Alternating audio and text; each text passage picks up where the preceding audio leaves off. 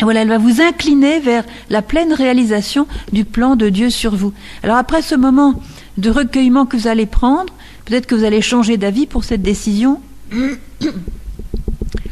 et sans même vous en rendre compte, vous aurez peut-être opté pour ce qu'elle vous aura indiqué dans votre cœur.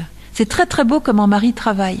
Alors si vous faites ça tous les jours, pour les petits et grands détails de votre vie, petit à petit vous allez vous familiariser avec l'esprit de la Vierge Marie, qui est un esprit de douceur, qui est un esprit d'humilité, qui est un esprit d'amour, un esprit de joie, un esprit de paix. Et sans même en avoir pleinement conscience, vous allez complètement vous habituer à marcher dans les voies de Dieu grâce à elle, parce que vous prenez réellement sa main. Il serait très facile de dire à la Vierge Marie, oh je t'aime, regarde, je te mets des fleurs, j'ai une belle statue de Lourdes dans ma maison, tout ça, ah oui je l'aime bien, la Vierge Marie, tout ça. Mais quand elle nous parle, comme elle nous parle à Medjugorje, eh bien on s'intéresse pas à ce qu'elle dit, ah mais je l'aime, et en fait on fait pas ce qu'elle dit, on l'aime pas en fait. On l'aime pas. Il y a des gens, je connais des gens qui ont une statue de la Vierge dans leur salon, et qui dans ce même salon font du spiritisme, par exemple, font des choses qui lui déplaisent profondément. Vous voyez, il faut bien ajuster notre amour à la réalité de ce qu'elle nous demande. Hein. On ne peut pas dire je l'aime et lui rendre un culte en quelque sorte de vénération, comme l'Église nous y invite, et sous son nez faire des choses qui déplaisent profondément à Dieu. Parce qu'à ce moment-là, si on déplaît à Dieu, on lui déplaît profondément. Et aimer, c'est chercher à lui faire plaisir, à rentrer dans ses chemins, vous voyez. Donc là, je vais réellement prendre la main de Marie et elle va me conduire. Alors, elle va me conduire comment ? Eh bien, dans les splendeurs de la vie de Jésus. Vous voyez, elle va nous faire parcourir, en fait, la vie de Jésus. Elle va... Bon, là, on a pris la Vierge Marie à Nazareth, elle vient de recevoir l'enfant Jésus. Et il est vrai que quand on prend la main de Marie, on prend en même temps Jésus, le Père et l'Esprit Saint, dans le même paquet, on reçoit la Sainte Trinité. Puisque Marie est toujours avec Jésus. Marie est constamment avec l'Esprit Saint. Vous savez qu'à Medjugorje, par exemple, elle apparaît avec cette nuée, ce nuage blanc à ses pieds. Les voyants nous disent qu'on ne peut pas voir ses pieds parce qu'il y a ce nuage blanc. Et c'est le signe, bien sûr, de la nuée lumineuse qu'avaient les Hébreux dans le désert, qui les guidait durant la nuit. Et cette même nuée était sombre pendant le jour. Voilà, une colonne de fumée sombre durant le jour, toujours pour les guider durant le jour. C'est la présence de l'Esprit Saint. Et Marie est constamment en présence de l'Esprit Saint. C'est pourquoi Grignon de Montfort disait que lorsque le Saint-Esprit voit l'amour de Marie dans une âme, il s'y précipite. Celui qui aime réellement Marie et qui marche avec elle, l'Esprit Saint se précipite en lui. Et puis bien sûr, quand on a l'Esprit Saint et Jésus, on a le Père. Marie est constamment avec le Père. C'est la fille du Père qui marche dans ses chemins. Donc, n'ayez pas peur en donnant la main de Marie de lâcher celle de Jésus. Tout au contraire, plus vous serez avec Marie, plus vous serez avec le Christ. Et comme elle nous le dit, faites tout ce qu'il vous dira. Donc elle vous portera toujours dans la pure volonté de Dieu. Voilà. Donc nous allons prendre maintenant un petit moment de recueillement. Et chacun, dans le silence de son cœur, dans la paix de son cœur, pour commencer cette retraite, eh bien, va être invité à faire cette démarche de prendre la main de la Vierge Marie, non seulement pour cette retraite, mais pour le restant de ses jours. Et ainsi, si tous les jours vous renouvelez cet attachement à la Vierge Marie et que vous êtes de plus en plus sensibilisé à sa manière d'agir, alors ce qui va se passer, c'est que quand viendront les grandes tempêtes, comme on en a tous dans notre vie un jour ou l'autre, les grands ouragans, je dirais les tsunamis spirituels qui pourraient peut-être nous arriver un jour, dans toutes les vies, qu'on soit chrétien ou pas chrétien, il y a toujours des grandes vagues, peut-être des grandes tentations, des grandes épreuves, des moments difficiles.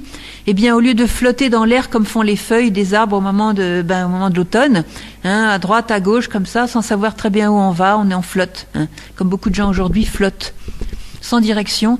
Eh bien, vous serez solidement attaché à la main de Marie et elle ne va pas vous lâcher au moment de l'épreuve. Et vous allez traverser l'épreuve avec le moins de casse possible et le plus rapidement possible.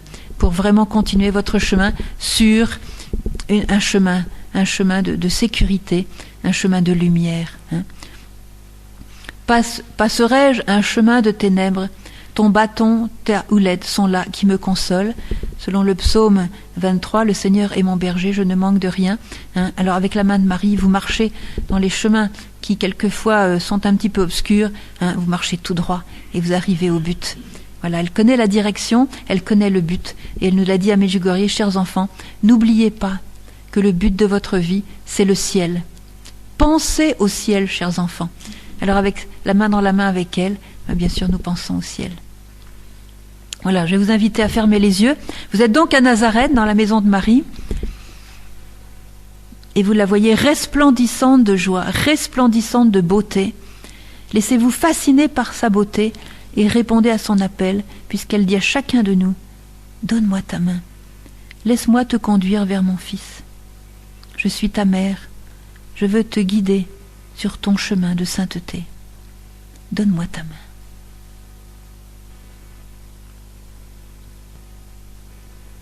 Est-ce que certains parmi vous connaissent le chant Gospa Majka Moja en croate?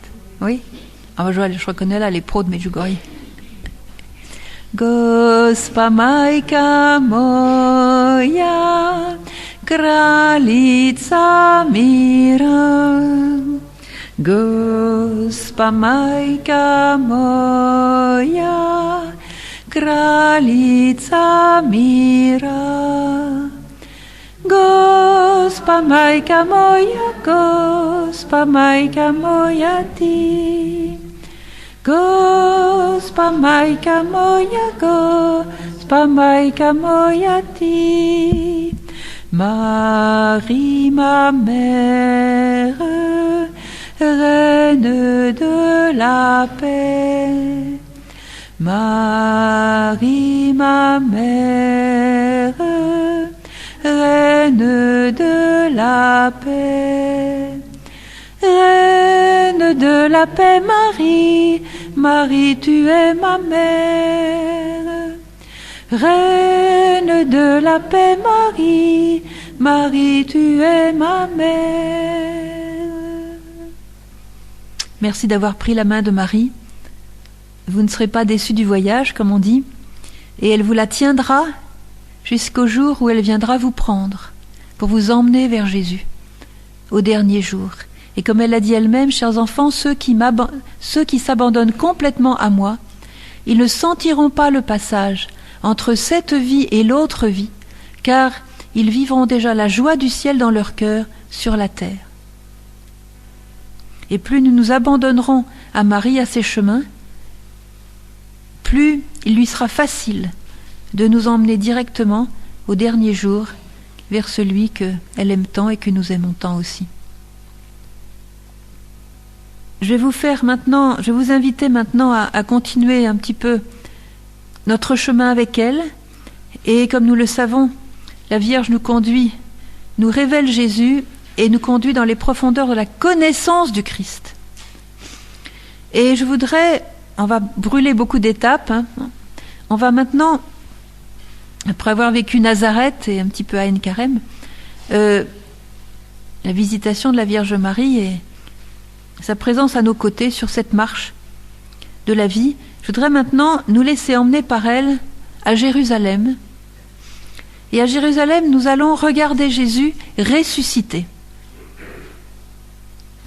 Jésus ressuscité qui, après avoir souffert un martyre d'amour pour nous sauver, voilà qu'il est sorti vivant et vainqueur du tombeau. Il est rempli de lumière. Il a remporté la victoire sur le péché, sur la mort, sur l'enfer, sur Satan, sur les ténèbres. Il a vaincu ma mort, il a vaincu mon péché. Il a ouvert pour moi les portes de la vie éternelle. Et le voilà qui apparaît dans le jardin, qui est contigu à l'emplacement où se trouvait le tombeau de Jésus. Il est dans ce jardin de la résurrection. Et voilà que je le vois venir vers moi avec cet immense désir de me communiquer sa victoire, de me communiquer sa lumière, de me communiquer sa vie divine, sa vie qui ne finit pas. Et comme à chaque fois qu'il a rencontré quelqu'un après sa résurrection, vous savez que à toutes ces personnes qu'il a vues après sa résurrection, son salut a été « La paix soit avec toi, la paix soit avec vous ». Alors une question, est-ce que vous voulez cette paix que Jésus veut nous donner? Est-ce que vous la voulez vraiment? Est-ce que vous êtes venus pour ça? Vous avez eu raison. Alors si vous la voulez, vous l'aurez. C'est une promesse que je peux vous faire. C'est pour ça que je vous demande. C'est le désir qui va déterminer la dose de paix que vous allez avoir. Si vous désirez vraiment la paix de Dieu, avec beaucoup, beaucoup de force, vous aurez une grande dose de cette paix qui va couler en vous. Donc Marie nous amène vers Jésus. Et Marie, comme elle nous a dit au début aujourd'hui, elle nous a dit « Donnez-moi votre main, je veux vous conduire ». Maintenant, elle nous dit quelque chose d'autre.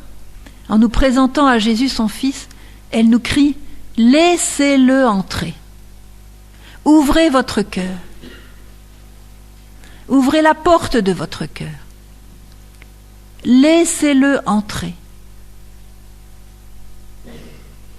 Alors comme je rencontre Jésus, tout resplendissant de lumière, de gloire, avec ce désir qu'il a de me communiquer sa paix, de me communiquer sa victoire, je vais m'ouvrir à ce cadeau puisqu'il me dit « La paix soit avec toi ». Et comme vous avez bien signalé que vous voulez cette paix, je vais vous poser une autre question. Comment se fait-il que, quelquefois, lorsque le prêtre, qui, vous le savez, au moment de la messe est comme un autre Christ, c'est pas comme un autre Christ, en fait, il est un autre Christ puisque sa parole fait descendre le Christ sur l'autel.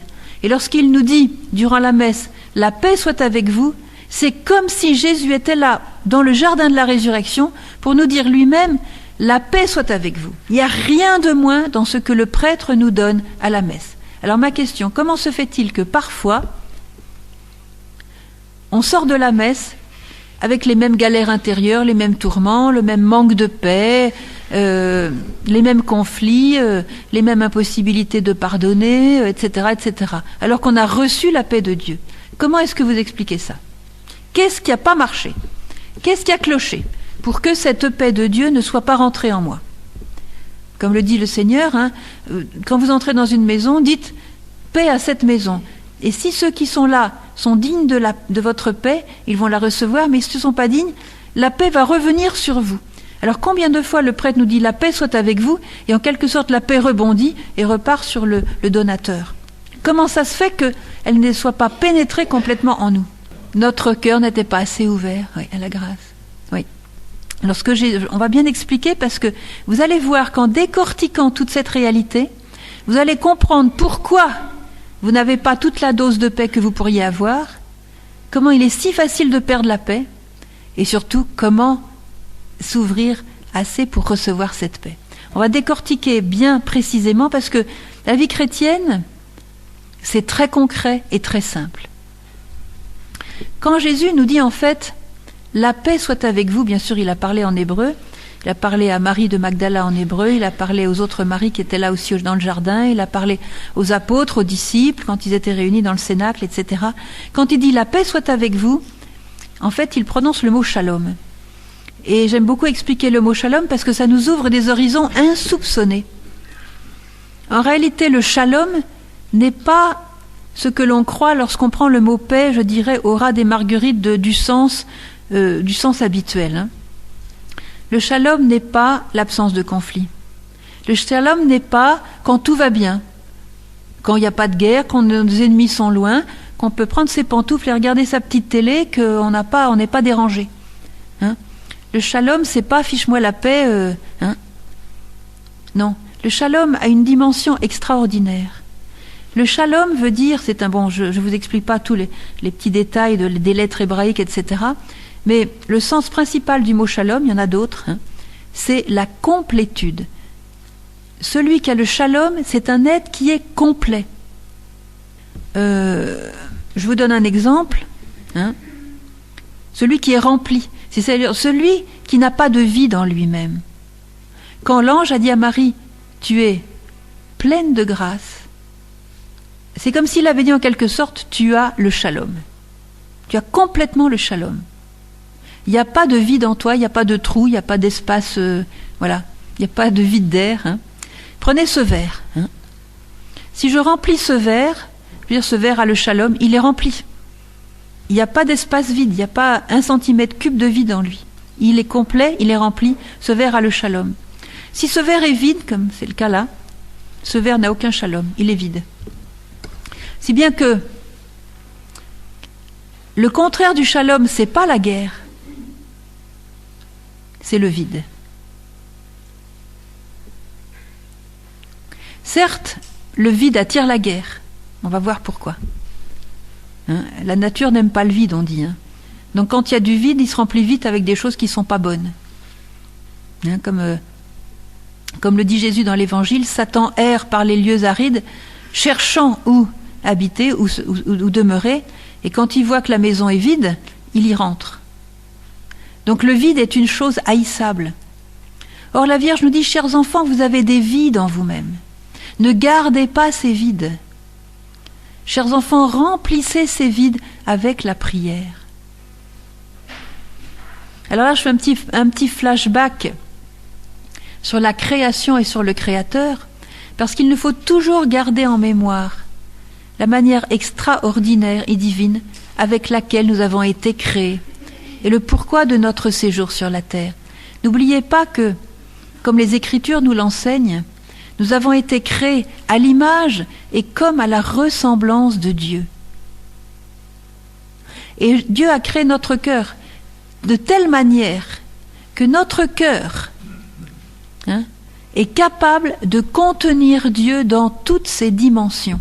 Imaginez la grandeur de notre cœur. Le monde ne peut pas contenir Dieu et notre cœur peut le contenir.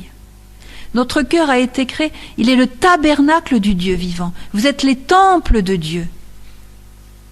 Imaginez les dimensions de notre cœur. Et avec cette immense capacité de notre cœur, comme dit saint Thomas d'Aquin, nous sommes capax Dei, capables de Dieu. J'ai une question, qu'est-ce que nous mettons dans notre cœur pour le remplir? C'est là que le drame arrive. On va chercher une petite bricole à gauche, une petite bricole à droite, une petite satisfaction à gauche, un petit plaisir par-ci, un petit plaisir par-là. On remplit notre cœur avec quoi? Et on a ce sentiment de vide. On a ce sentiment atroce de vide. Parce que le vide est le contraire de notre vocation. Le Seigneur nous a créés capables de le contenir pour que nous le contenions. Pour qu'il soit tout en tous. Et Marie nous le dit à Medjugorje, chers enfants, Dieu veut se donner à nous dans sa plénitude. Parce que vous êtes capables de contenir en vous toute la plénitude de Dieu et toute sa richesse de grâce. Et voilà que Marie nous dit, vous avez des vides en vous-même, ne gardez pas ces vides. Et quand Jésus me dit, la paix soit avec toi, ça veut dire, regarde le vide qui est en toi. Tu ne vas pas rester comme ça. Regarde, j'ai remporté la victoire sur ton vide, j'ai remporté la victoire sur le mal, sur la mort, sur l'ennui, sur la ténèbre, sur Satan qui veut te détruire. Alors, je voudrais entrer chez toi. Et Marie nous dit, laissez-le entrer. Je vous le disais que nous sommes créés pour cette plénitude de Dieu en nous, et lorsque nous avons le vide, c'est-à-dire l'absence de Dieu, c'est-à-dire l'absence d'amour, c'est le contraire de notre désir, c'est le contraire de notre vocation. Et aujourd'hui, le fait que beaucoup de jeunes soient sans direction, beaucoup de jeunes ne savent pas où ils vont, et ne savent pas non plus d'où ils viennent, parce qu'il n'y a personne qui leur parle du Créateur.